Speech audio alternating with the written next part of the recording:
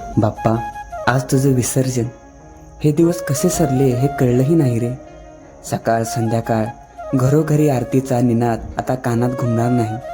लहान मुलांची प्रसाद वाटायची गडबड आता कुठे दिसणार नाही. आरती झाल्यानंतर अर्धा अर्धा तास सगळ्यांची छान मैफिल जमायची, ती आता जमणार नाही. तुला आणताना घराकडे वर्षभराचं सुख एकदम आणतोय असं झालं होतं, पण तू जाताना कोणीतरी जीवाभावाचं माणूस खूप लांब जातंय असं वाटतंय रे. घरातले छोटे मोठे आबालवृद्ध तुझ्या जाण्याने दुःखी आहेत रे. पण आता तू जाशील आणि परत पुढच्या वर्षी परत वाजत गाजत आणायची उत्सुकता नव्याने लागून राहील.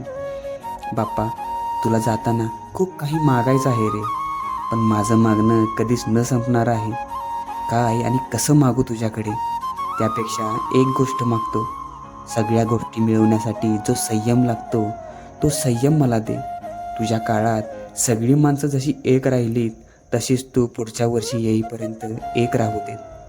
बाप्पा, तू जाण्याने निर्माण होईल एक पोकळी, पण परत पुढच्या वर्षी तू येशील वाजत गाजत आणि उमलेल प्रत्येकाच्या सुखाची कळी. गणपती बाप्पा मोरया. मंगलमूर्ती मोरया.